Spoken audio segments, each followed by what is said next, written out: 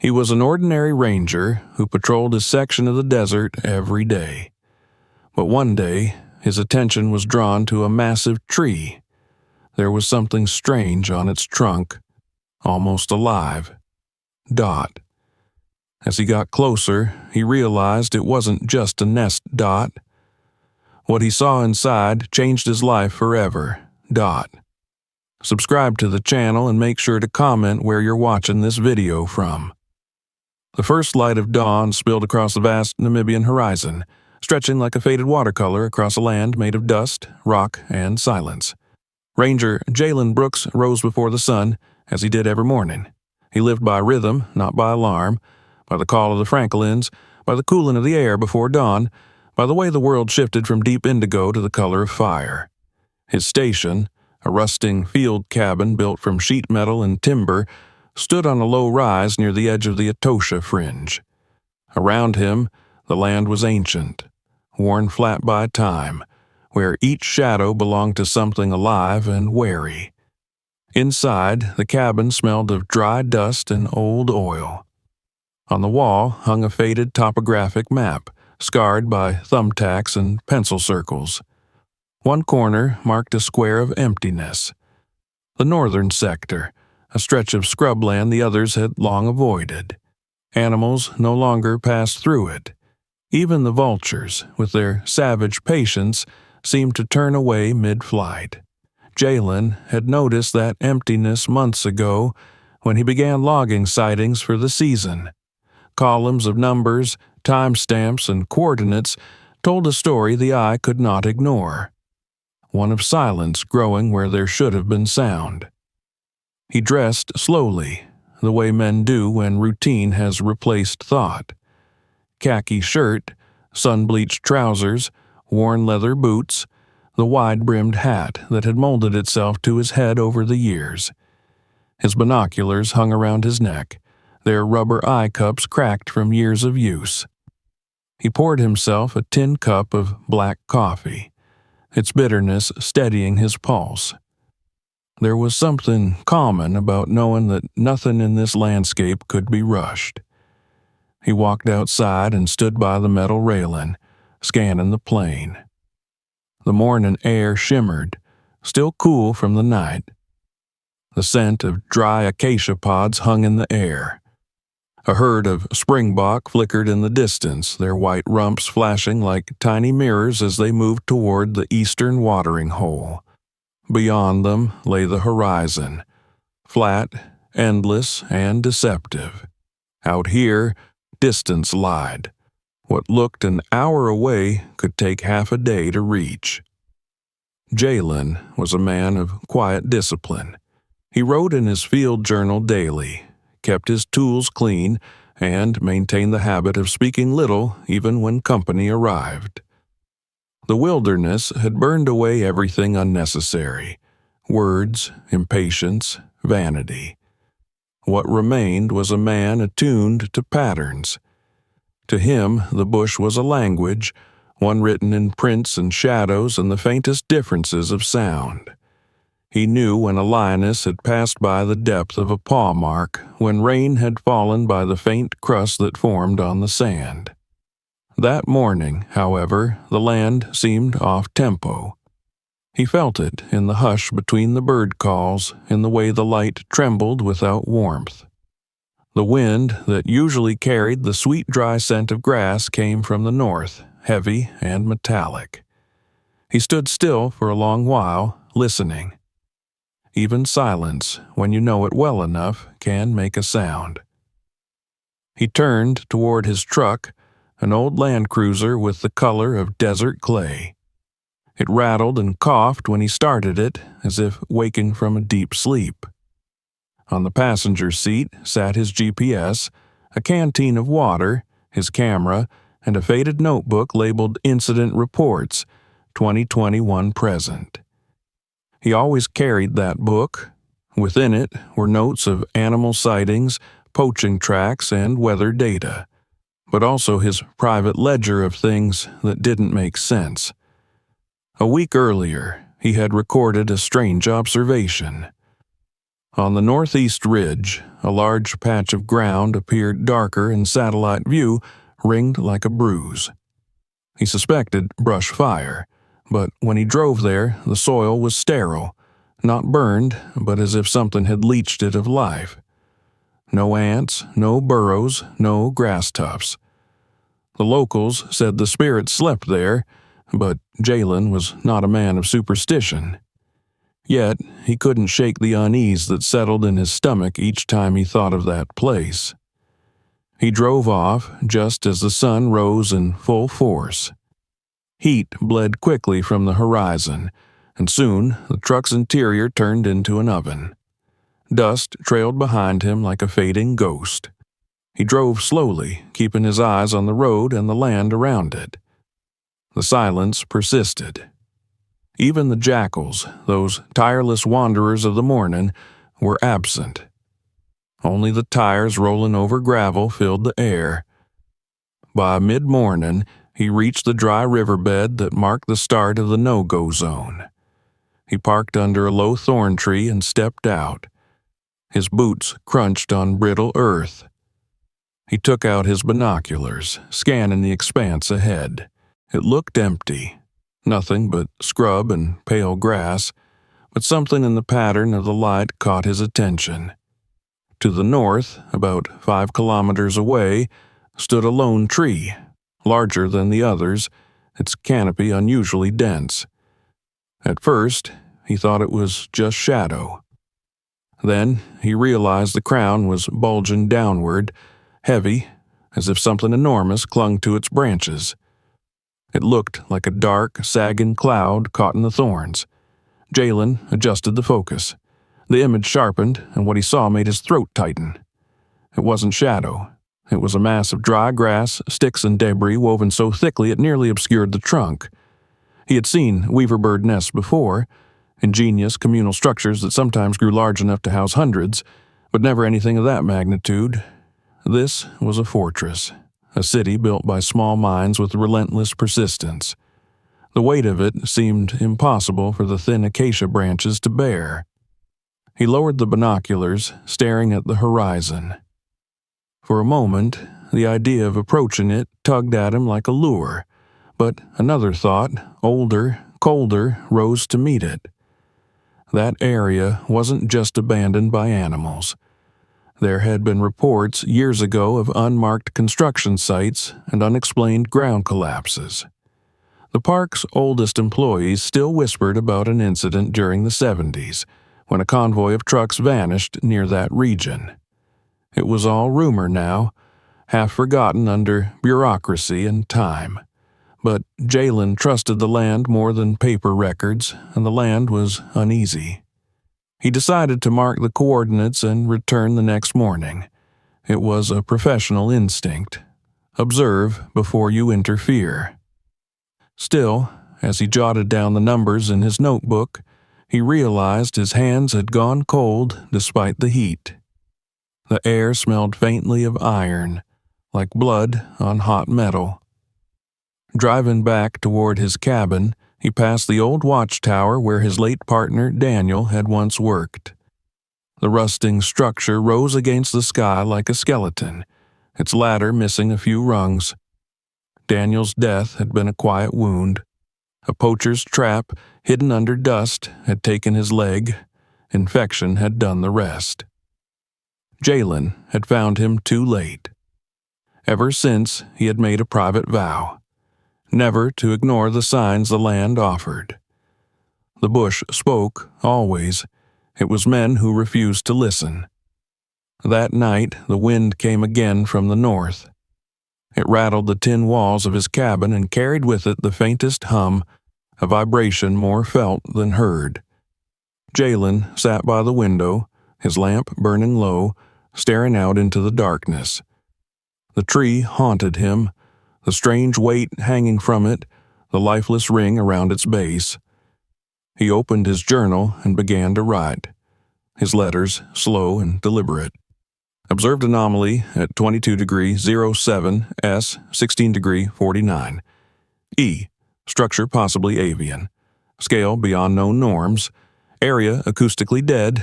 no insect chorus, soil desiccated, returning for direct inspection tomorrow, end log. He closed the notebook and leaned back, letting the chair creak beneath him. The night outside was utterly still. Not a single insect clung to the window screen. Even the stars, bright and endless, seemed further away than usual. He wondered, as he often did, if the land could remember.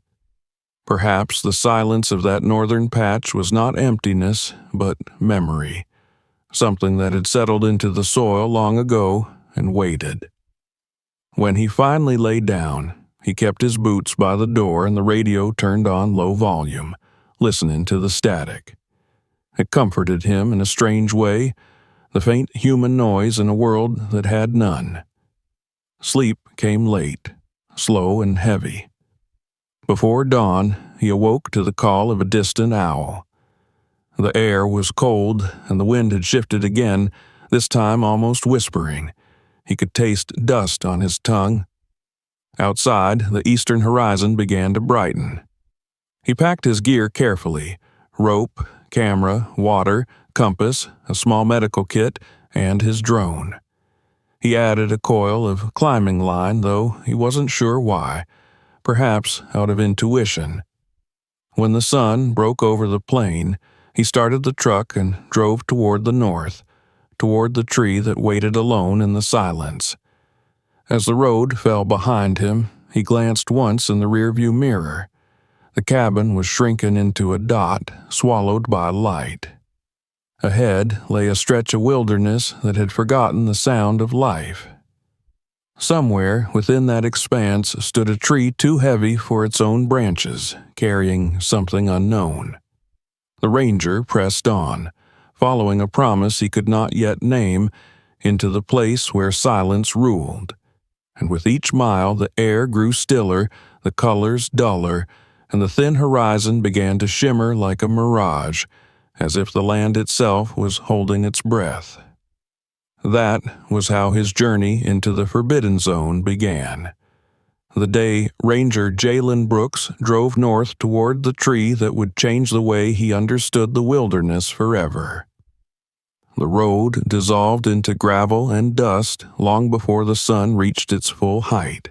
Jalen Brooks drove north, his hands steady on the wheel, eyes flicking between the horizon and the small GPS unit mounted on the dashboard. The coordinates he had written in his notebook the night before guided him onward, deeper into the section of the reserve that most rangers ignored. There was no official policy banning the northern flats, but everyone knew that area was better left alone. Over the years, it had grown a quiet reputation for swallowing things: animals, equipment, even sound itself. He left before sunrise, but already the air shimmered with heat. The sun climbed fast here, burning away to thin morning mist until every stone gleamed. A hum of insects grew and faded in irregular bursts. Jalen rolled down his window, but the wind that entered was as warm as breath. He tasted dust, felt grit on his teeth. His truck rattled over the corrugated road, suspension creaking with each rise and dip. Somewhere behind him, the last trace of civilization, the ranger station, vanished into the distance. Ahead stretched only ochre soil and the faint mirage of heat-hazed air. He drove until the road ended at a dry riverbed, its banks fringed with brittle shrubs. Parking under the shade of a camelthorn tree, he killed the engine and sat in silence for a moment. The ticking of the cooling metal seemed loud against the emptiness. He could feel that strange stillness again, a kind of pressure that wasn't sound but absence of it. He stepped out, and the silence thickened, swallowing the crunch of his boots before it could echo. Even the flies, relentless everywhere else, avoided this patch of earth. The air smelled faintly of rust. He reached for his binoculars, raised them toward the horizon, and found the tree he had seen the day before. It stood alone, a twisted shape framed against the pale sky, its trunk dark with age. Around it, the ground looked scorched, not blackened by fire, but stripped bare of grass and life. The enormous structure in its branches was unmistakable now.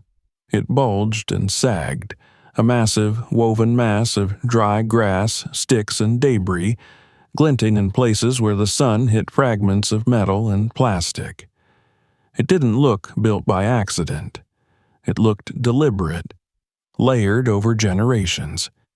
He should have been awed, but instead, a faint unease prickled under his skin. The tree's presence felt intrusive, wrong in some subtle way, as if the land itself had been forced to accept it. He noted the GPS coordinates again, double-checking them before securing his gear. Water bottle, climbing rope, camera, notebook, a small handheld anemometer for wind readings, and his drone, tucked neatly into a side compartment. He started walking. The landscape was a study in monotony. Red soil broken by patches of gray brush, stones bleached white by the sun, the occasional termite mound rising like a relic. As he advanced, he noticed details he hadn't seen before. The ground was oddly uneven, scattered with shallow depressions that formed a faint spiral pattern leading toward the center where the tree stood. In some of the depressions, the soil had hardened into a crust. He knelt, scraped a sample into a vial. The texture wasn't normal sand. It had fused, as if exposed to extreme heat or chemicals long ago. He rose and walked on.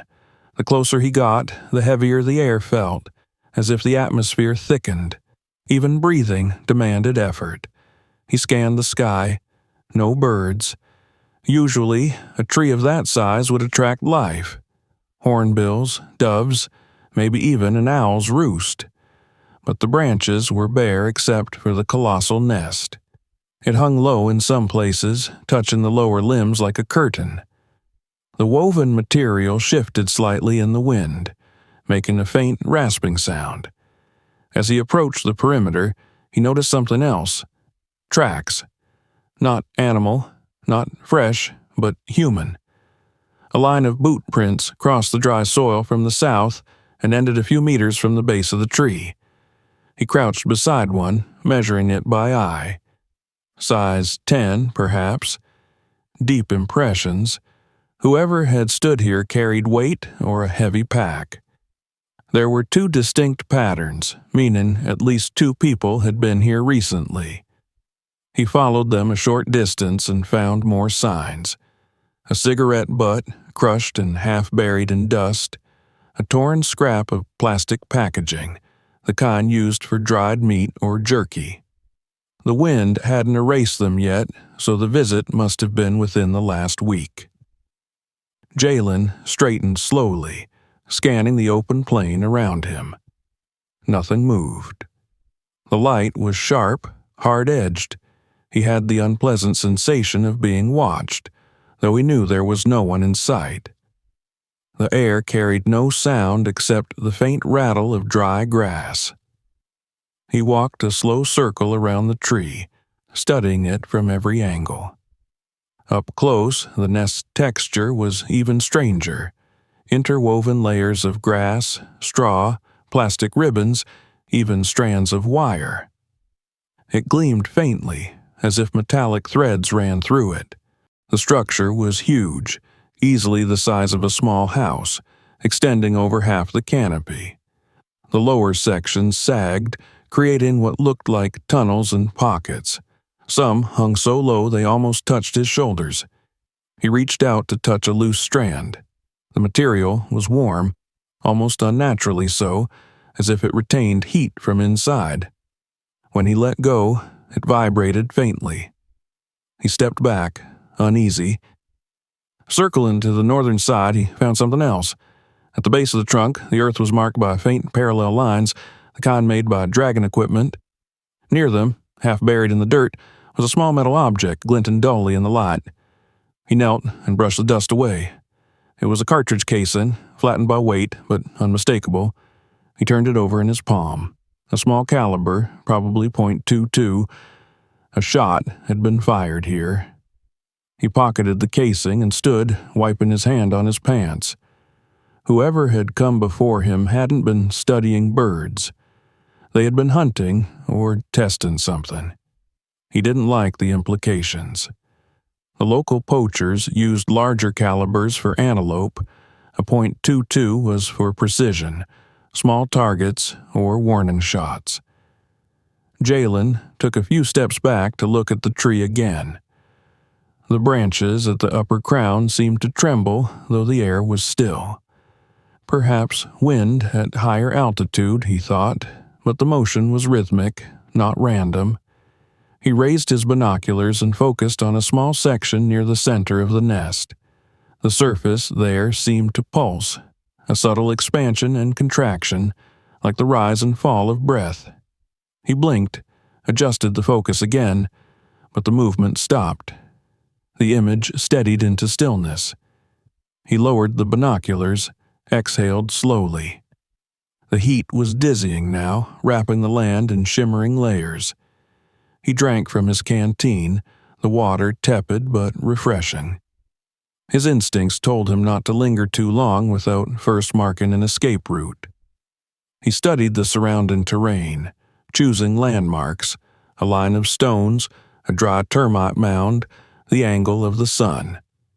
By early afternoon, the temperature soared beyond 40 degrees Celsius. The tree stood as a black silhouette against the glare, the nest a strange, unnatural halo. He took out his drone and launched it, watching as it climbed into the sky, the propellers slicing the still air.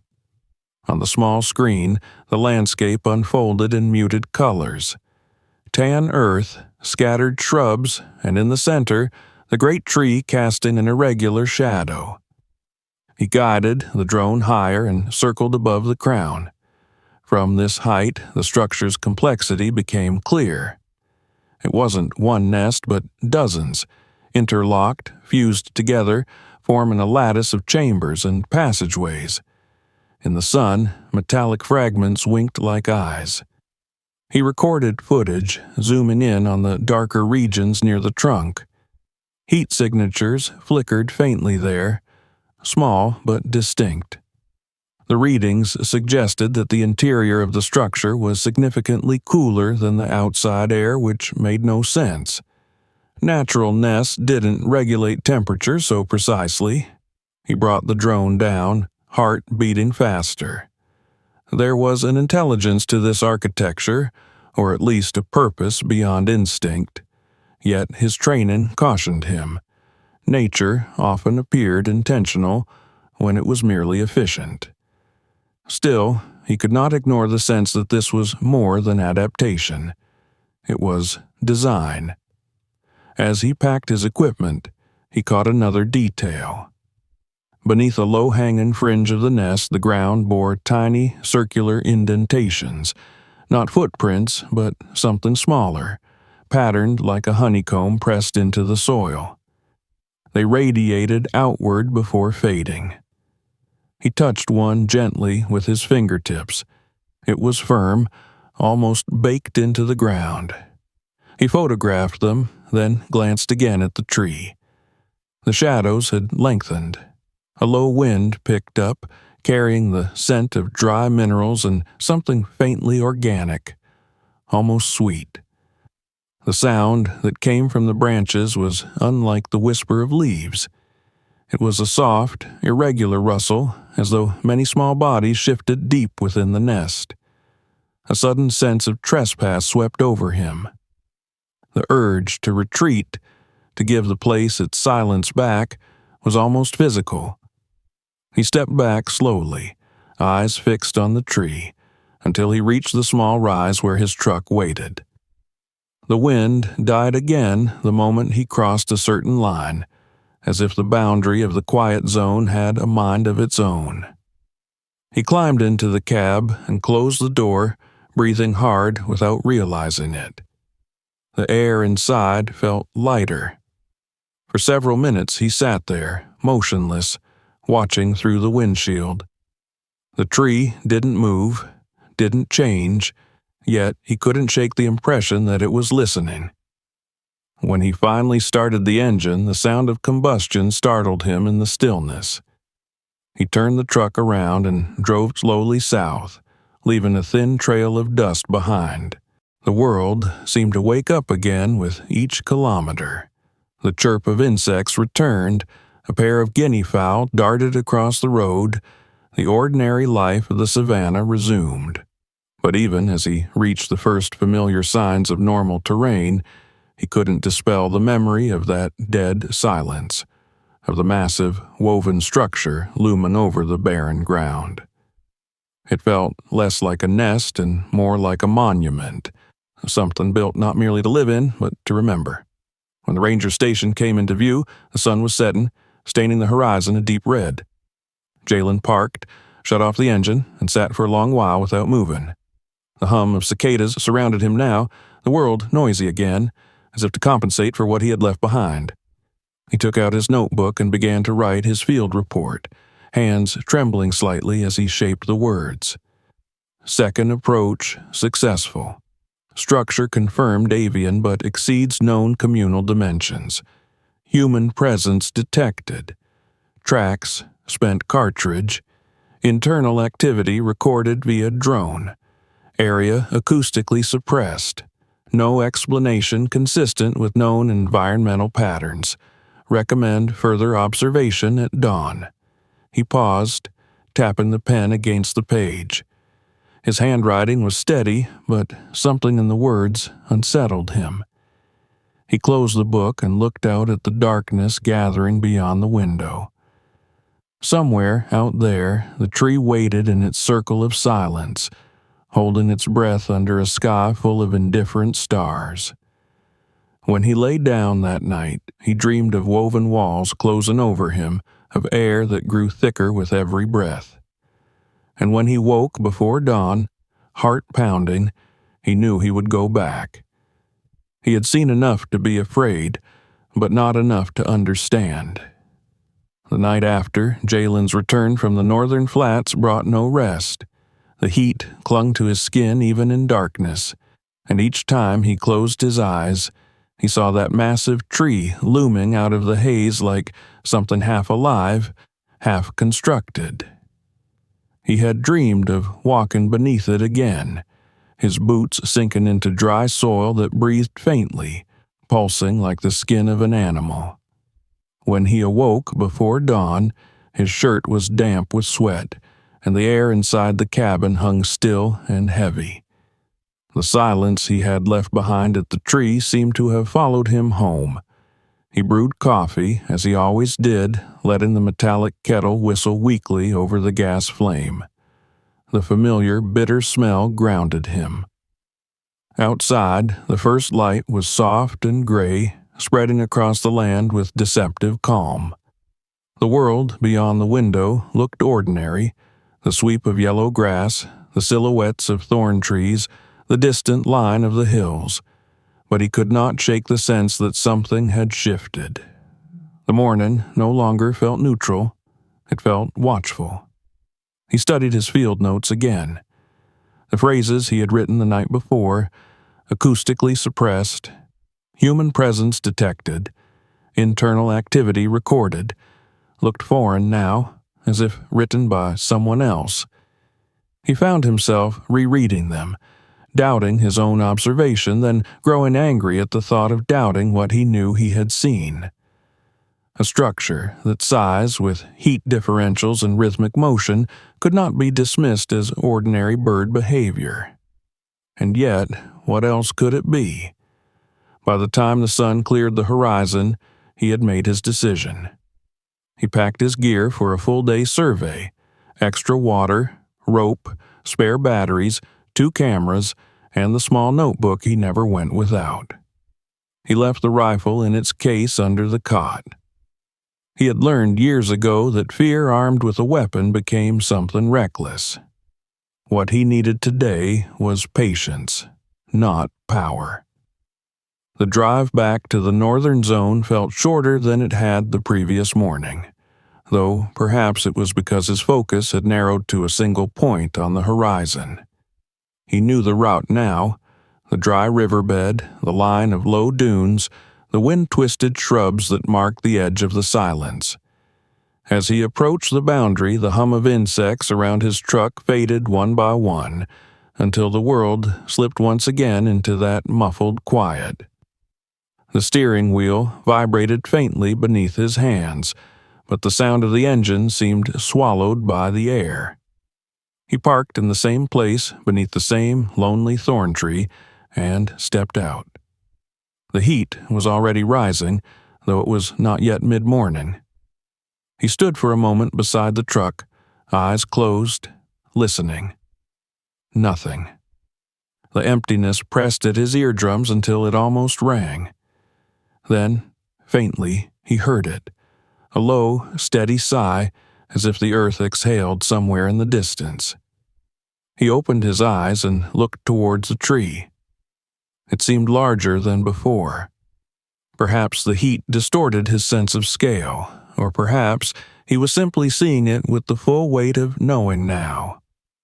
The crown of woven grass shimmered faintly, and the air above it trembled with refracted light. Around its base, the soil was cracked and gray, forming concentric rings that looked almost deliberate, like scars that had healed over time.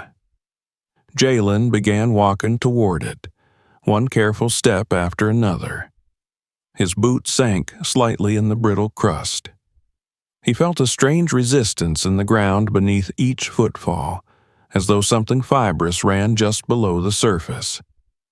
The closer he got, the stronger the smell became, a mixture of dust, dry vegetation, and something faintly sweet, almost resinous, like sap left too long in the sun.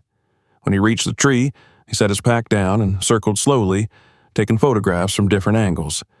Through the lens, the nest looked like a living organism, fibers glinting, shadows forming dark tunnels, surfaces layered in chaotic precision. Here and there, pieces of man-made material caught the light. Thin wires, faded bits of cloth, a strip of copper foil, even what looked like fragments of an old solar panel embedded in the weave. It was impossible to tell where the natural ended and the artificial began. He crouched and pressed his hand against the trunk. The bark was rough and dry, but warm, not just from the sun. The temperature was uneven, with patches of heat and coolness that seemed to pulse in intervals. He withdrew his hand quickly, his heart hammering faster than he expected. Then he steadied himself, drew a deep breath, and continued examining the perimeter. Beneath the lower edge of the nest, the earth was scattered with debris, broken shells, bird droppings, and small pellets of compacted grass. But mixed among them were other things: the dried remains of insects, pieces of animal fur, and, disturbingly, what looked like small bones. He picked one up carefully. It was hollow, brittle, likely avian, but its surface was faintly discolored as if from mineral exposure. He dropped it and wiped his fingers on his pants. Jalen stood back and tilted his head upward, tracing the pattern of the tunnels that hung like thick ropes along the underside of the nest. The architecture was complex, more intricate than anything instinct alone could explain. The openings weren't random. They followed a pattern of ascending spirals, each connecting to the next in a precise rhythm.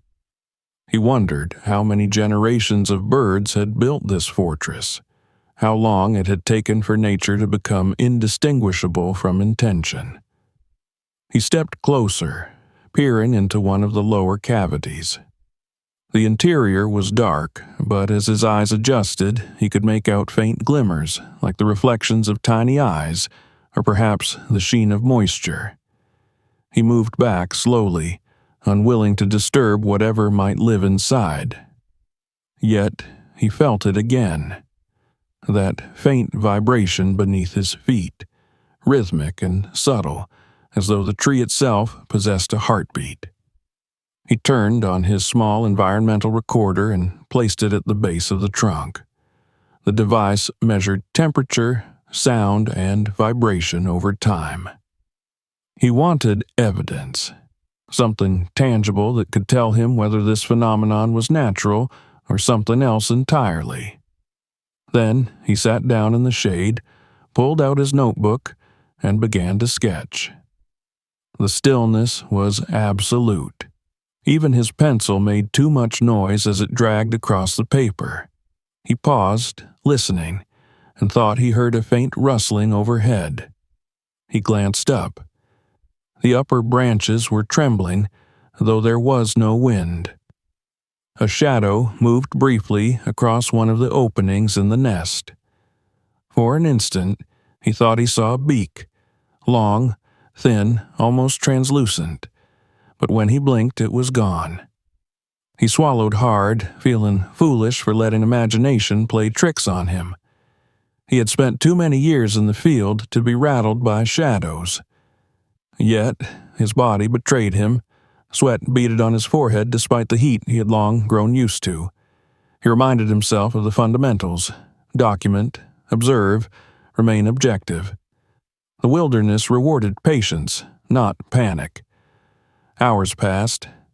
The sun climbed higher, and the land around him shimmered in waves of white light. The recorder's display showed minor fluctuations in temperature, cooler near the nest's base, warmer at the top. That alone was unusual. A structure of woven material should not be capable of regulating internal climate. But here it was, defying every pattern he knew. By midday, the air grew oppressive. He drank from his canteen, then rose to take a few final measurements before retreating to the truck for shade. But as he turned, something glinted near the base of the tree. He knelt and brushed away dust. There, wedged between two roots, was a length of wire. It looked old, weathered, and brittle, but unmistakably shaped by human hands. Following it with his eyes, he saw it disappear into the mass of the nest itself. He hesitated only a moment before pulling his gloves on. Carefully, he tugged at the wire. It resisted, then gave slightly, vanishing deeper into the weave. He followed it for a short distance, tracing it around the trunk. When he reached the far side, he stopped dead. The wire was connected to a small metal box half buried in dirt, its surface corroded but its shape still clear. A control unit of some kind, military in design, maybe decades old. The faded, stenciled letters were barely visible, but he could make out the remnants of a serial number and the outline of a warning label. Jalen stared at it for a long moment. His first thought was disbelief. His second was a grim recognition. He remembered the old stories the senior rangers used to tell, the ones about the government tests during the 1970s, when sections of the Namib were used for fuel trials and chemical experiments. Most of those programs had been shut down or buried under bureaucracy, their traces erased. But perhaps not entirely. He photographed the box, marked its position in his notes, and then carefully reburied it. Whatever it had once been connected to, it was part of this place now, fused into the ecosystem like a scar under skin. He stepped back, looking at the tree anew. The fragments of metal woven into the nest, the unnatural heat variations, even the strange pattern of silence. All of it might be remnants of that history, transformed by time into something self-sustaining. The idea fascinated and unsettled him in equal measure. Nature, left alone, always found balance. But what happened when the artificial became part of that balance? When the boundaries between creation and contamination dissolved so completely that the result was neither one nor the other. He sat again beneath the tree, staring up into the heavy canopy. The sunlight filtered through in thin ribbons, painting gold stripes across the rough bark. For a moment, It was beautiful. The branches creaked faintly, like old timbers in a house. He felt the impulse to climb to see what was hidden in the deeper layers of the nest, but he stopped himself. It was too late in the day and exhaustion was setting in. Better to return tomorrow, prepared for a full ascent. Before leaving, he checked the recorder one last time. The device had captured several brief bursts of low-frequency vibration, too regular to be mere wind. He switched it off, pocketed it, and stood. The air felt heavier now, the sweetness stronger, as if the tree exhaled the scent itself. He picked up his pack and began to walk back toward the truck. Halfway there, he paused. The silence behind him seemed to deepen, pulling at him like a held breath. He turned slowly, eyes fixed on the massive nest. The light had shifted. The structure glowed faintly, its surface alive with flickering shadows. For a second, he thought he saw movement again. A ripple, a shudder running through the fibers from one end to the other. Then it was gone, leaving only stillness. He stood motionless for several heartbeats, unsure if he had imagined it. The land was too quiet for hallucinations. Slowly, he backed away until he felt the first whisper of normal air on his skin, the moment when the silence of the zone released him. He turned, climbed into the truck, and started the engine. The drive back was long and lonely. The savanna unfolded in waves of fading gold, and the sun sank behind him, leaving streaks of red across the horizon. He felt drained, emptied by the encounter, yet a strange anticipation grew within him. Tomorrow he would return. Tomorrow he would climb. That night, back in his cabin, he replayed the drone footage and zoomed in on the upper layers of the nest. The image was grainy, but the shape was unmistakable. Small, circular openings arranged in a spiral around the central trunk, like windows in a living tower. In one frame, for the briefest instant, something luminous glinted from within. A reflection or a glow, he couldn't tell. He sat long after midnight, watching that frame over and over until his eyes ached. Then he closed the laptop, stepped outside, and looked north. The horizon was dark, but he could almost feel where the tree stood, a presence pressing against the night. He realized then that sleep would not come easily again. The wilderness had revealed a secret, and it would not let him rest until he understood it. The sun fell quickly in that part of the desert, sinking behind the low ridges like a stone disappearing into deep water. By the time Jalen finished securing his equipment for the night, a dull orange glow had faded into violet, and the first cool breath of evening whispered across the plain. He sat beside his truck, the old engine clicking softly as it cooled, and looked toward the north where he knew the great tree waited. Even from this distance, he could sense its presence. The silence that had surrounded it earlier in the day seemed to have spread outward, thinning the natural sounds of the savanna until they were little more than distant murmurs. He prepared his small camp deliberately, each movement methodical, almost ritualistic. He cleared a patch of ground, set up his compact tent, and built a low fire of dry branches, feeding it sparingly so that it made little smoke. He wasn't sure whether he feared drawing attention from animals or from something else entirely. As the darkness thickened, the horizon began to blur, and the stars emerged sharp and close, as if the sky itself leaned nearer to watch. The air carried a faint electrical tension, the kind that precedes a storm, though the sky was clear. Jalen adjusted the small field camera he had mounted on a tripod facing the tree. His night vision lens would record whatever might move out there while he slept, or tried to. He also set 2 motion sensors at a distance, their tiny indicator lights blinking red before vanishing into the gloom. When everything was ready, he sat cross-legged by the fire and wrote in his notebook, the pen scratching softly over the paper. He described the patterns he had seen that day: the spiraling architecture, the embedded wire, the metal box. He noted the rhythmic vibrations the recorder had captured, the faint, pulsing heat. But when he reached the part about the sound, the sigh he thought he had heard earlier, his hand faltered. It was hard to explain something that wasn't sound, but the memory of sound, a presence felt through the skin more than through the ear.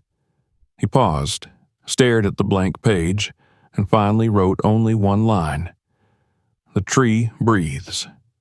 Then he closed the notebook. By full dark, the temperature had dropped sharply.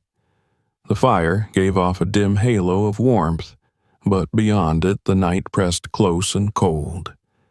The smell of dust mixed with smoke and the faint, sweet scent that drifted from the north, the same resinous odor that had hung around the base of the tree. It came and went with the wind, subtle and persistent. Jalen sipped from his canteen and listened. Somewhere, far off, a jackal barked. Then another answered, their voices breaking the stillness for a moment before fading into silence again. The hours passed slowly. The stars rotated overhead, and the moon, thin as a blade, climbed halfway across the sky. The tree stood a dark silhouette in the distance, its crown heavy and unmoving. Yet, every now and then, Jalen thought he saw a shift in its outline, a faint quiver as though the branches flexed with the rhythm of invisible breath. He told himself it was the trick of moonlight and exhaustion, but his eyes kept returning to it. Near midnight, a new sound joined the quiet, a soft rustling like the brushing of many wings or the movement of dry leaves. He looked towards the tree and saw faint motes of light drifting from it, glowing and fading as they rose into the air. They looked like fireflies, but their movement was slower, more deliberate. He reached for his binoculars and focused. The lights hovered around the lowest edge of the nest, then vanished into its folds. He watched for several minutes, his pulse quickening before the darkness swallowed them completely. He turned his gaze back to the plain. The silence returned, heavier than before. It was so complete that he could hear his own heartbeat in his ears. He adjusted the camera again and checked the small monitor. The tree appeared as a grainy outline, black against gray. No movement. He exhaled slowly, but the feeling of being observed grew stronger. He tried to focus on the mundane details of camp, the slow crackle of the fire, the faint ticking of metal, but they no longer grounded him. Every sound, even his own breathing, seemed foreign, as if the desert had stopped recognizing him as part of it. He forced himself to lie down inside the tent, though he left the flap open. The night air was cold enough that his breath formed faint clouds.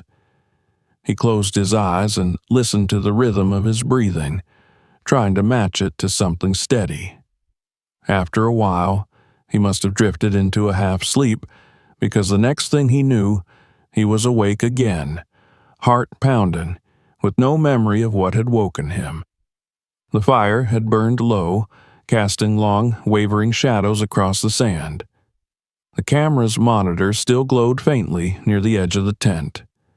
Jalen crawled toward it, rubbed his eyes, and focused on the image. The tree was moving. Not violently, but in slow, undulating waves. The nest seemed to shift and settle, like an immense animal turning in its sleep. The branches swayed slightly, though the air outside was still. He leaned closer to the screen, unwilling to blink. The movement continued for a minute, maybe 2, then stopped altogether. He replayed the footage to make sure it wasn't a malfunction, But the pattern was there, distinct, rhythmic.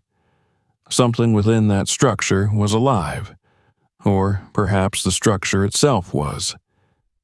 Jalen stepped outside the tent, camera in hand. The night hit him like cold water. He turned off his flashlight and let his eyes adjust. The plain stretched before him, a vast sea of darkness punctuated by the faint silhouette of the tree. The air smelled strongly now of that same sweet, earthy scent. He took a slow step forward, then another, until he stood at the edge of his camp's light. He could hear it now, a distant whisper, almost below the threshold of hearing, like wind moving through hollow wood. It was coming from the direction of the tree. He hesitated. Every instinct told him to stay where he was, to wait until morning when light would strip the night of its illusions. But curiosity, that old and dangerous companion, pushed him onward. He took up his flashlight, dimmed it to its lowest setting, and began to walk. The distance to the tree felt longer at night. The horizon vanished, leaving only the cold stars and the faint shimmer of sand beneath his boots. His breath formed clouds that drifted behind him. Each step seemed louder than the last. After a while, he realized that the whispering had grown louder too, though he still couldn't tell if it was truly sound or just vibration traveling through the ground. When he finally reached the edge of the barren ring that surrounded the tree, he stopped. The air here was thick, warm, almost humid despite the desert cold. The scent was overwhelming now, sweet, decaying, alive. He lifted his flashlight and aimed the narrow beam upward. The massive tangle of the nest glowed dull gold under the light, fibers shimmering like muscle tissue. For an instant, he thought he saw movement inside, a slow, rippling contraction that traveled from one side to the other. He lowered the light quickly, breath caught in his throat. He stood frozen, torn between awe and terror. The world around him seemed to hold still, waiting. Then, from somewhere deep within the tree, a faint, rhythmic sound began. It was not a voice, not quite. It was the slow inhaling and exhaling of air, steady and deliberate, like the breath of something vast and ancient. The sound vibrated through the soles of his boots, up into his bones. He could feel it more than hear it. For several minutes, he could do nothing but stand there, transfixed.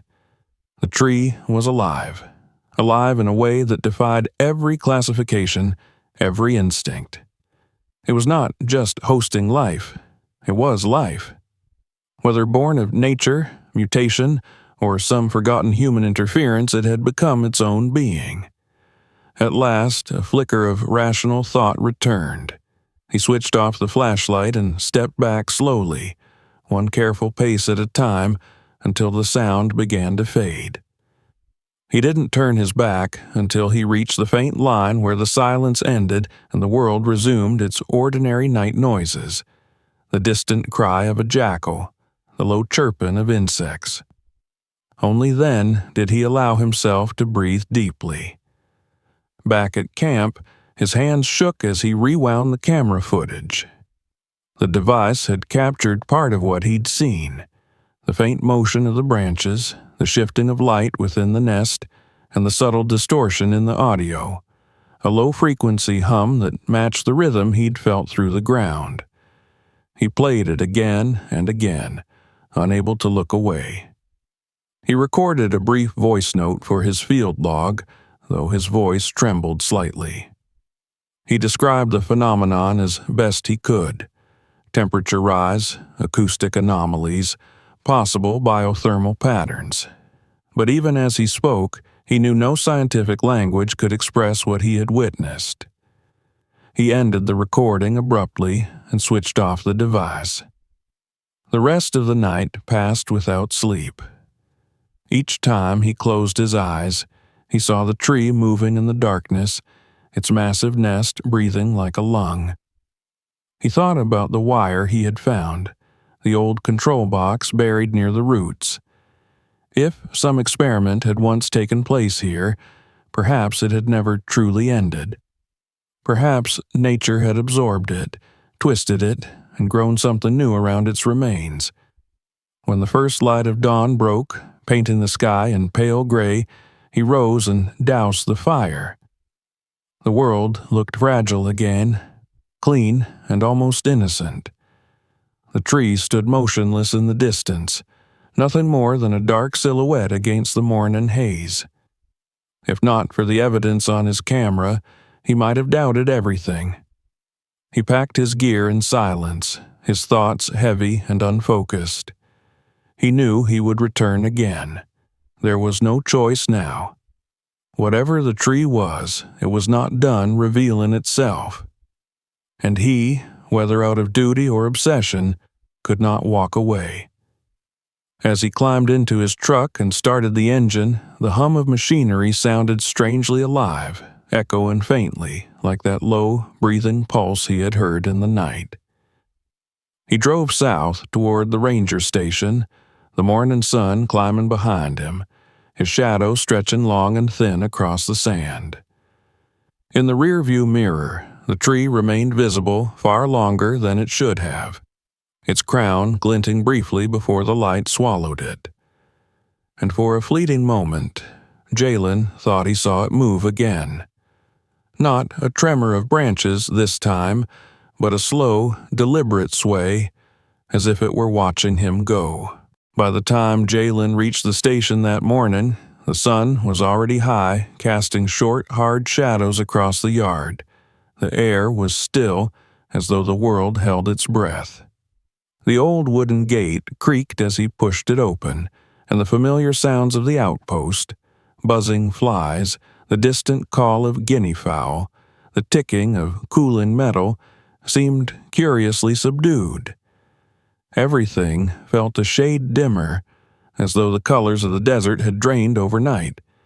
His boots struck the dry dirt with a muffled thud, and each step felt like a sound swallowed before it was truly born. He moved with the automatic precision of habit, unloading gear from the truck, placing each item on the wooden bench outside his cabin. He didn't bother unpacking his overnight kit. He wouldn't be staying long. The footage from the night before still ran in his mind in endless loops, the gentle ripple through the branches, the slow rhythmic movement of the nest's walls, the pulsing vibration that had entered his body like a second heartbeat. He needed answers now, not theories, not speculations, but direct observation. Inside the cabin, the laptop sat where he had left it, lid open, screen dark. He tapped the trackpad, and the image bloomed again, the night vision feed frozen at a single frame. The nest's outer layer rippled under the pale infrared lens, edges glowing faintly. He zoomed in. The structure appeared porous, its woven strands forming what looked like passageways. Something small moved within the frame, darting from one opening to another. It was too fast for a clear image, but its outline was distinct. A narrow body, long limbs or wings folded tightly, movement too fluid to be mechanical, too precise to be purely animal. Jalen exhaled slowly and clicked the lid shut. It was time. Today he would climb the tree. Whatever this was, whether a mutation of nature, a legacy of human interference, or some as yet unseen cooperative miracle, it demanded witness from within. And he could no longer stand to remain at the edge, peering in. He packed lightly but thoroughly.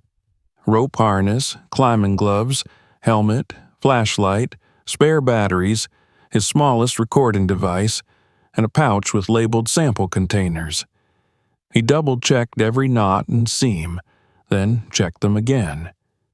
His movements were meticulous, not out of fear, but from the understanding that what he was about to do had never been done before.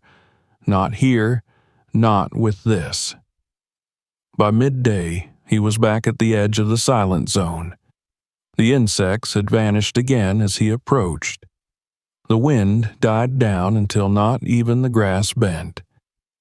The moment he crossed into the ring of stillness, the weight of the air pressed against his skin like damp wool.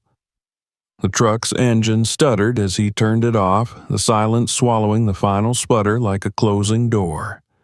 He walked the last few hundred meters on foot, the rope coiled around his torso, the climbing rig jangling softly at his side. The tree rose ahead of him, massive and silent, its shadow a dense island on the flat plain. The woven mass around its crown seemed heavier than before. In the daylight, it took on an amber hue, and the embedded materials, wire, fragments of metal, bits of cloth, flashed in the sun like veins of ore. Jalen paused at the base, looking up, eyes following the curve of the structure. He chose the southern side for his ascent, where the lower limbs were thick and angled like ladder rungs. The bark was cracked and rough, but strong. He anchored his first rope loop, tested it with his full weight, then began to climb. Each meter revealed new details. The outer layer of the nest was composed of tightly braided fibers, mostly grass, but reinforced in places with strips of plastic, lengths of copper, even old shoelaces. It was as if the builders had scavenged every possible material from the land around them. He passed a bundle of what looked like dried moss fused with fishing line, and another section stitched with thin strands of animal fur. The engineering was complex, adaptive, and deeply intentional. Higher up, the scent intensified, a mix of dry rot, earth, and something sweetly organic, like tree sap left in the sun too long. It wasn't unpleasant, but it was strong. He paused, catching his breath, wiping sweat from his forehead. The temperature had dropped noticeably.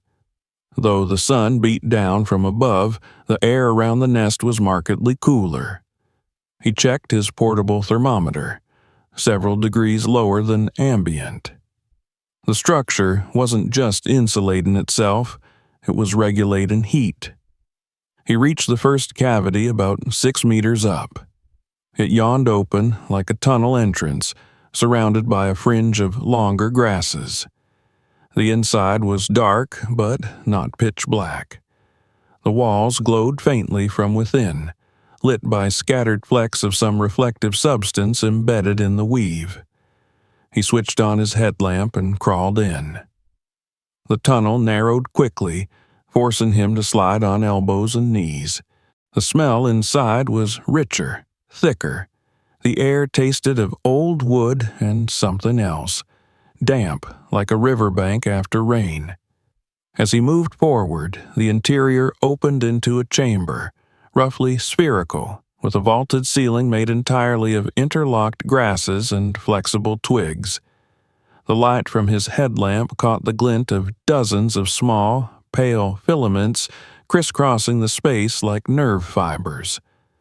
The floor was covered in a dense mat of soft material, almost sponge-like. He touched it with gloved fingers. It compressed easily and sprang back slowly, retaining no debris. A perfect natural cushion, absorbent and elastic. He scanned the walls. Several smaller tunnels branched off in different directions, each marked by a distinct pattern in the weave, as if color-coded, but with texture and shape instead of hue. Jalen set the recorder down and began to speak softly into the mic, describing what he saw. His voice sounded muffled in the chamber, as though the structure absorbed sound as well as light. He ran a small airflow test. The results were startling. Gentle currents moved through the chamber in a circular pattern, up through one tunnel and down another. The nest was ventilated. More than that, it breathed. He explored further, following a passage that sloped gently upward. Here, the walls grew warmer again. The fibers were tighter, the materials more varied.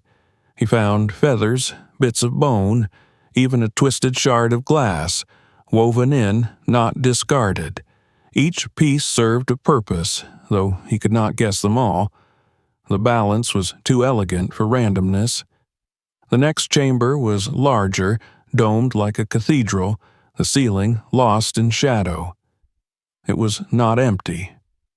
Along the curved wall, nestled in pockets, were dozens of creatures. At first, he thought them birds, small, hunched forms wrapped in feather and fluff.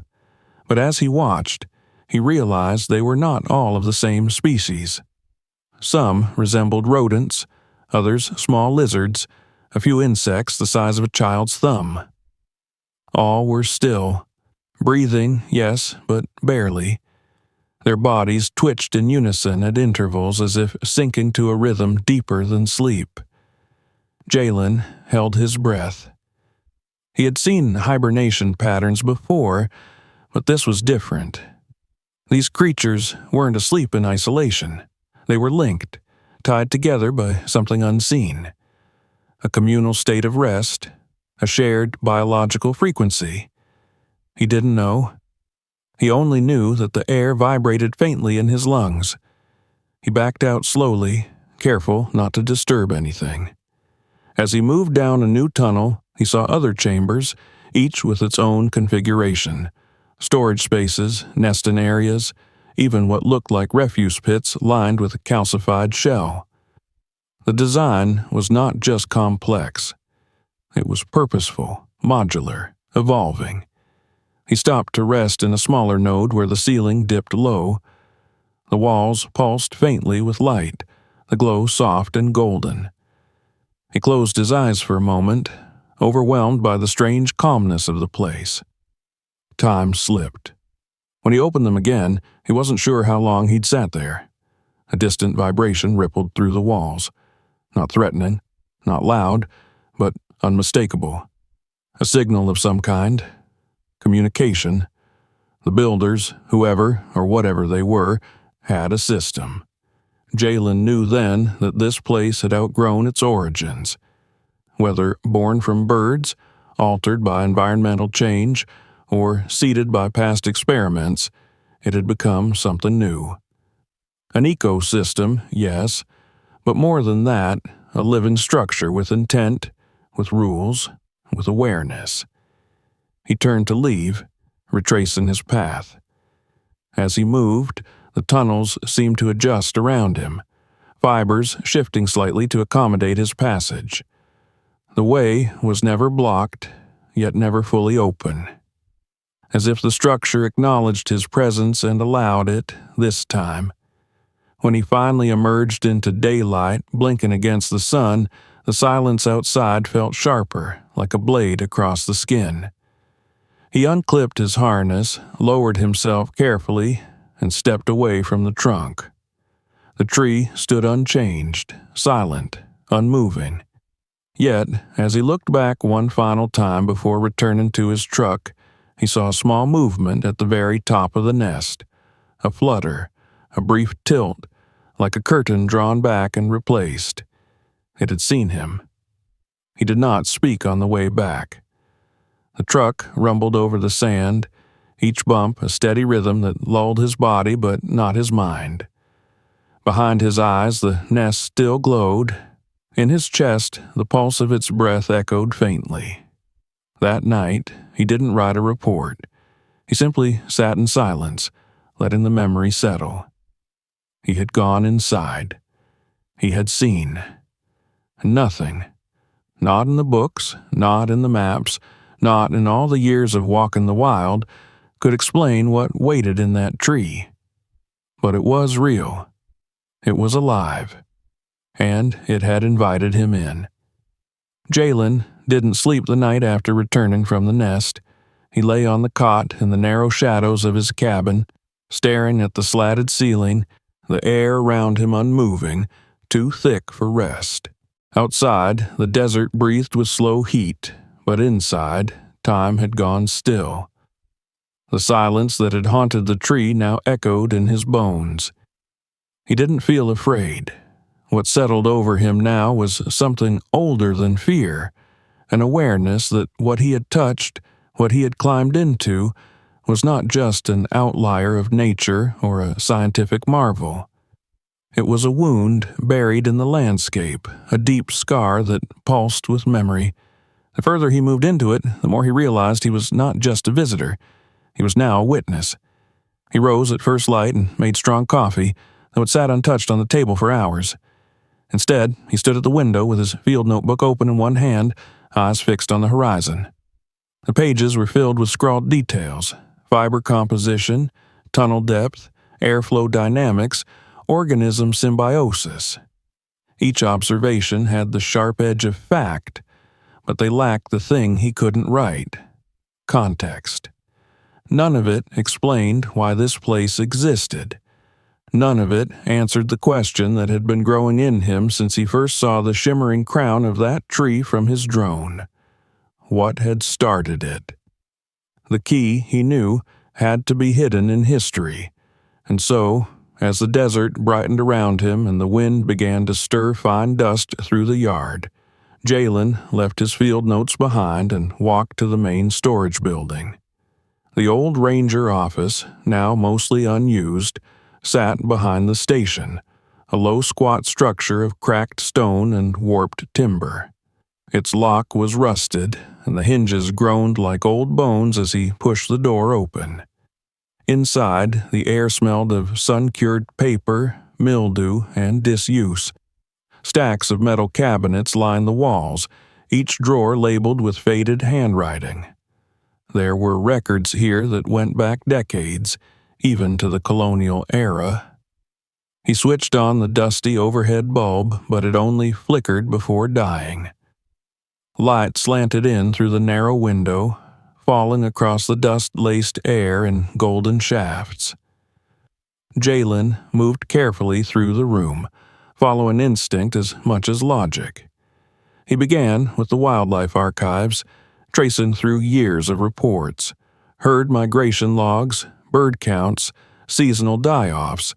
Most were meticulous, handwritten in ink by men and women long gone. Nothing unusual leapt out until he reached a bundle marked Zone 4, Special Incidents, 1972-1976.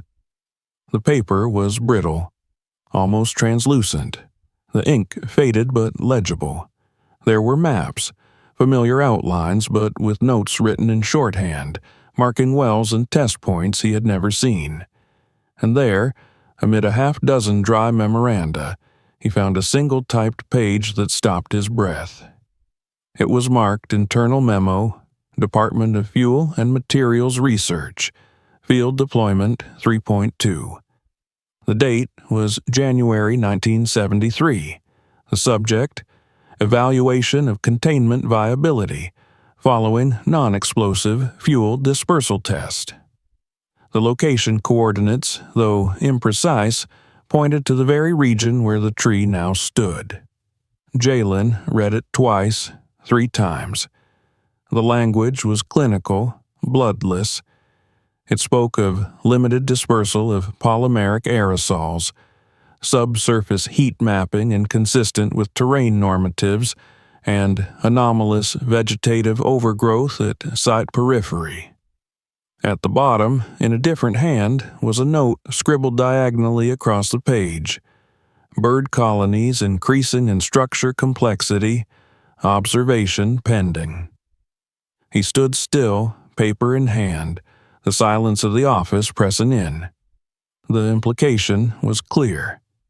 Something had been released here 50 years ago. Not a weapon, but something more insidious. A dispersal, an experimental material left to integrate with the ecosystem. Not properly cleaned, not monitored past a few months. And over time the desert did what the desert always did. It absorbed, buried, transformed. But not this time. Not entirely. He turned to the next file labeled D. Van Dyke, Field Notes. The name was vaguely familiar. He had seen it in old ranger logs, probably someone stationed here long before his own time. The folder was thin. Inside were only 3 sheets, handwritten notes on torn stationery. The writing was uneven, rushed. August 1974. Colony expansion exceeds expected rate. Nesting behavior shows evidence of adaptive learning. not just accumulation, design. September 1974. Birds no longer flee on approach. Observed two separate species cohabiting shared structure without aggression. Gaps in known behavior. October 1974. Something's wrong. Found copper wire woven into base of nest. One of the junior staff went missing for 2 hours. Said he got lost in the shade. I think the structure's affecting more than the wildlife. There was no further entry, no summary, no official report. It simply ended there, as if the observer had stopped writing mid-thought or been told to stop. Jalen set the pages down, the edges curling slightly from the moisture of his fingertips. He sat in the wooden chair at the far end of the room, staring at the cabinet. The wind outside had picked up, brushing sand across the glass like dry fingers. The implications began to align in his mind. A test buried under paperwork and time. A chemical or synthetic agent intended to simulate organic resilience, likely for military or industrial purposes. The region marked for minimal ecological concern, then abandoned, and the result, decades later, was the tree, or what the tree had become. But that still didn't explain the behavior. The collective hibernation, the synchronized movement of creatures inside, the subtle awareness that had greeted him during the climb, that couldn't be explained by exposure alone. It was as if the structure had evolved beyond its origins. It wasn't simply contaminated nature, it was new nature. He gathered the files, slipped them into a field satchel, and walked back to the cabin. There, he spread them across the table alongside his own notes, placing his sketches of the tunnels beside the old memos. The resemblance was undeniable. The same spiral patterns noted in early observations were now full-fledged architectural systems. What had begun as adaptive behavior had become a stable, self-maintaining environment. He checked his messages. One signal from a fellow ranger on the southern edge of the park. Sightings of metal scrappers, men on motorbikes moving without permits, asking about that weird tree out north. Jalen's stomach tightened. Word was spreading. If outsiders reached the nest before protective measures were in place, it would be torn apart, studied, dissected, sold in pieces. He sent a short message in return. Perimeter, watch advised, potential poaching risk, site sensitive. We'll advise further. Then he sat back and thought. He had two options.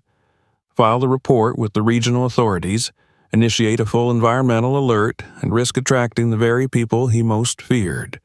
Or keep the location concealed a little longer, contact the international conservation body he had worked with years ago, slow-moving but discreet, and hope they could mobilize quietly.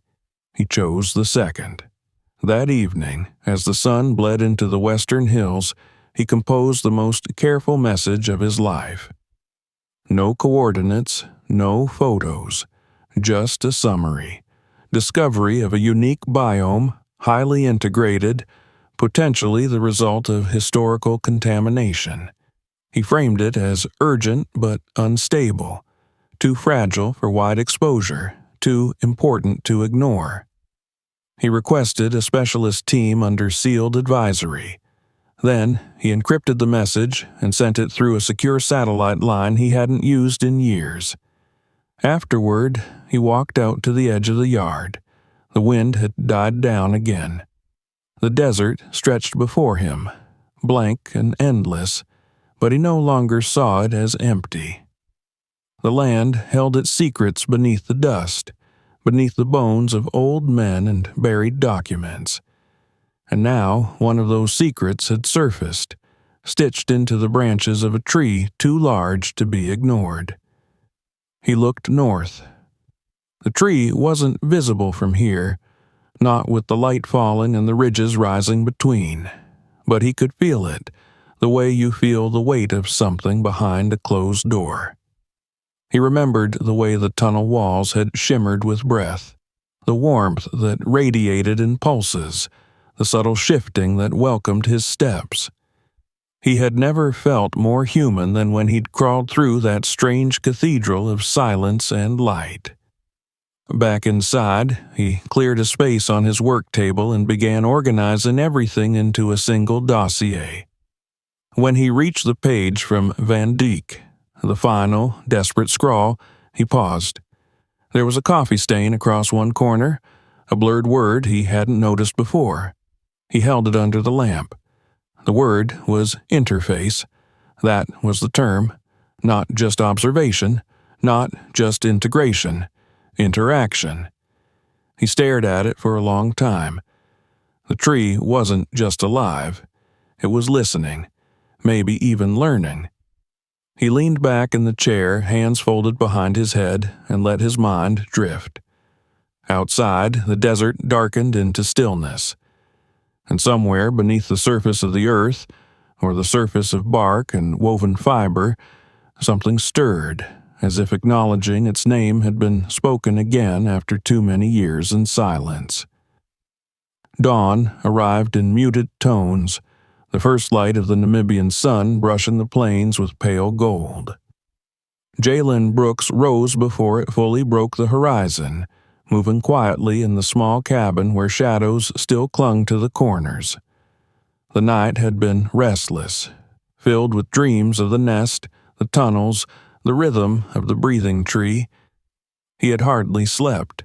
Every time his eyes closed, the vast crown of woven fibers loomed before him, and he could feel the pulse of life inside it, slow and deliberate, moving in ways that defied reason.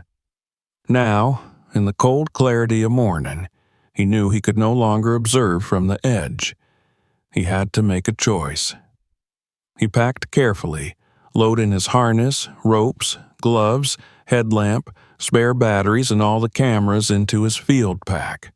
The recorder from the night before, still humming faintly with residual energy, was placed in a protective case.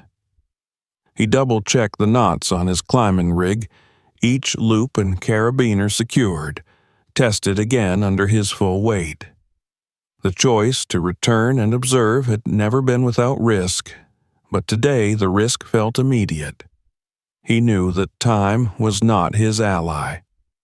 Whoever had previously discovered the nest, the poachers, the metal scavengers, the curious outsiders, would eventually return.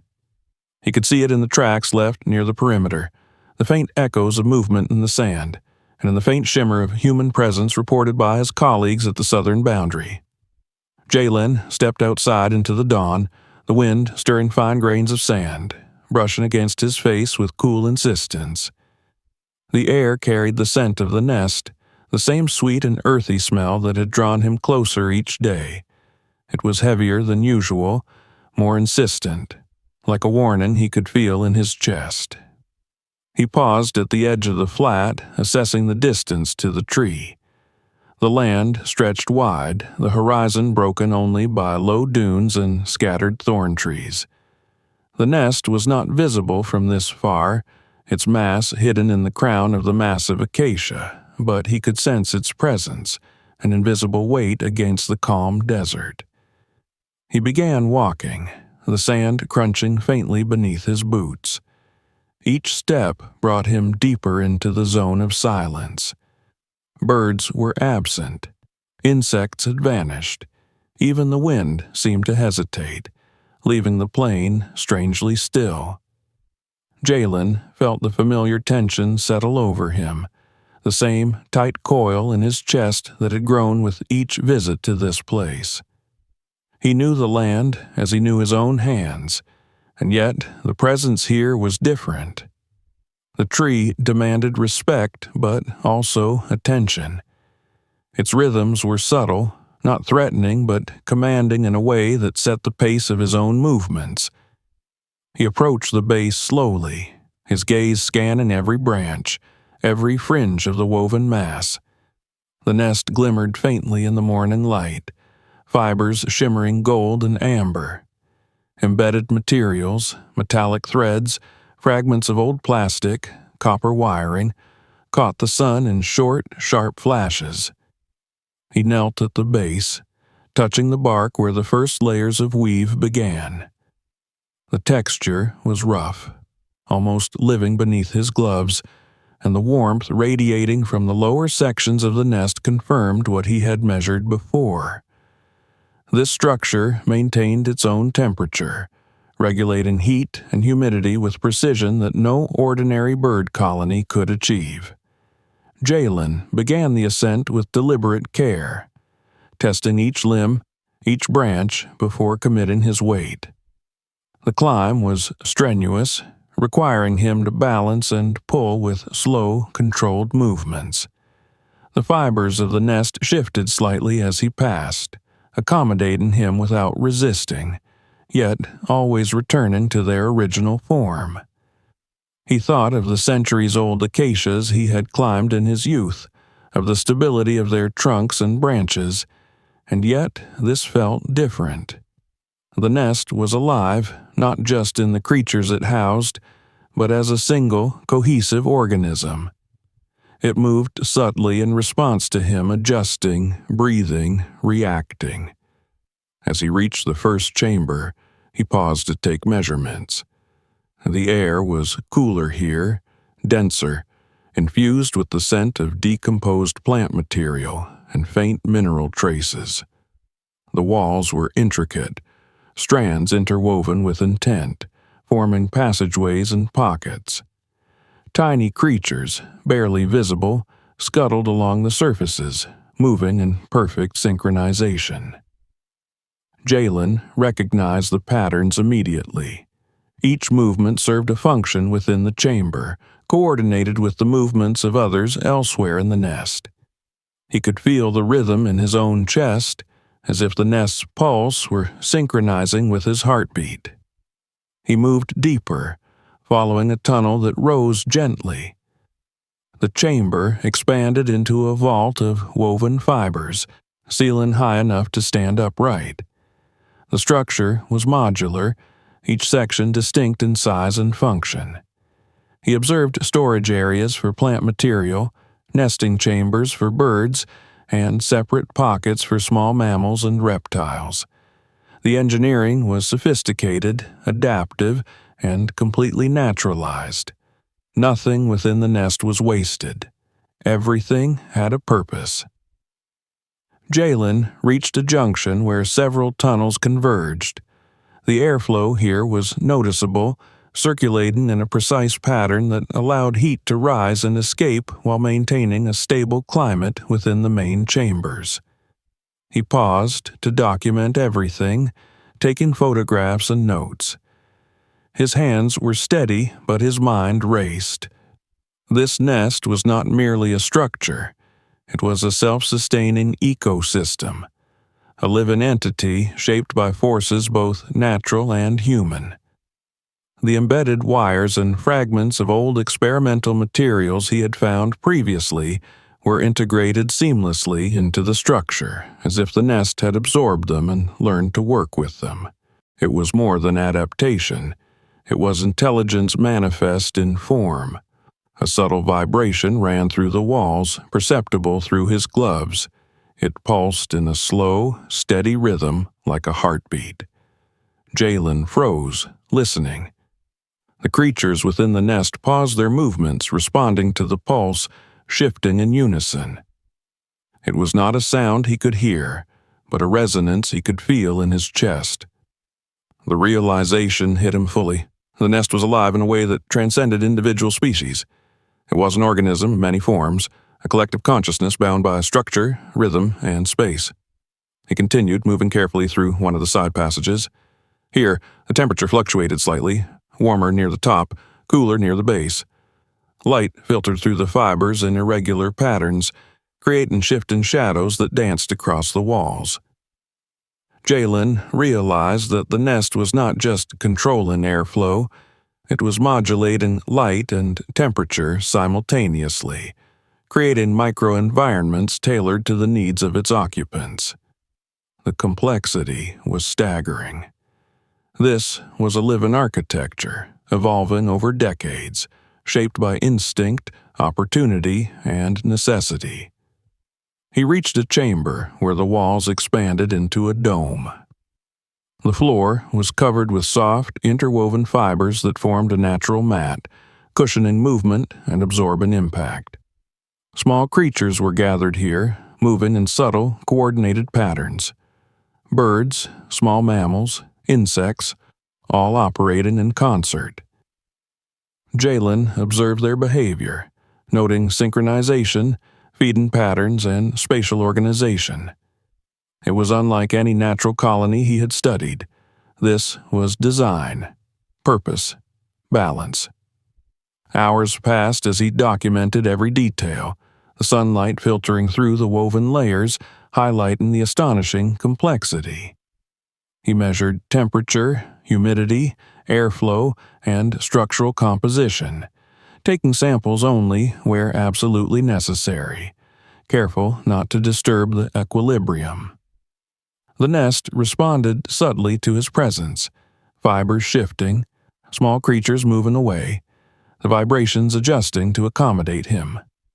He was an intruder, yet the structure allowed him access, as if testing his intentions. By late afternoon, he began the descent.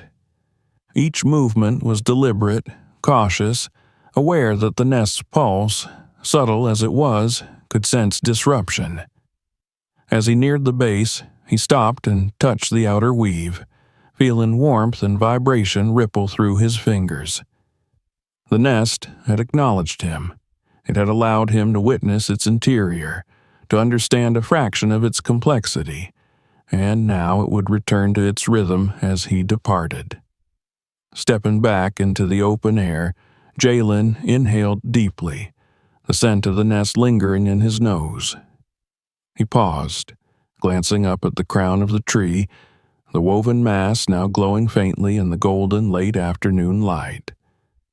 He felt both awe and a deep, profound responsibility. This was a living ecosystem unlike any other, one that had survived through secrecy, resilience, and subtle intelligence. To expose it recklessly would destroy it. To ignore it would risk losing the chance to protect and understand it. He packed his gear quickly, methodically, and began the walk back to the truck. The sun was low now, long shadows stretching across the sand. Each step felt heavier, laden with the weight of discovery and the gravity of what he had witnessed. The desert around him seemed alive with possibility, each dune and scrub tree imbued with memory. He glanced back one last time. The nest, the tree, the living architecture above him, they had observed his departure as surely as he had observed them. Driving back toward the station, the desert shimmered in the heat, mirages flickering along the horizon. Jalen's mind turned over every detail of the day, every measurement, every observation. He thought of the old reports he had read, the historical experiments, the way human interference had created the conditions for something extraordinary. The nest was more than nature, more than accident. It was a monument, a living testament to resilience, adaptation, and the unforeseen consequences of human presence. By the time he reached the cabin, the stars were beginning to emerge, pale and distant. He set his equipment down, carefully logging each detail in his notebook. He did not sleep that night. Instead, he sat by the window, looking north, listening to the soft desert wind. Somewhere beyond the ridges, the tree waited, its nest alive and breathing, holding its secrets and its rhythms. Jalen understood that his next decisions would determine whether this ecosystem survived or was lost forever. He was no longer just an observer. He was a guardian. And the choice before him would define not only his role, but the fate of the remarkable living structure he had come to know. If you enjoyed this incredible journey into the unknown, make sure to subscribe now so you never miss the next adventure. Hit that notification bell to be the first to discover the secrets waiting in the wild. Don't stop here. Check out our other videos and see what mysteries are hiding just beyond the horizon. And if this story amazed you, share this video with your friends and let them experience it too. The next discovery could be just a click away.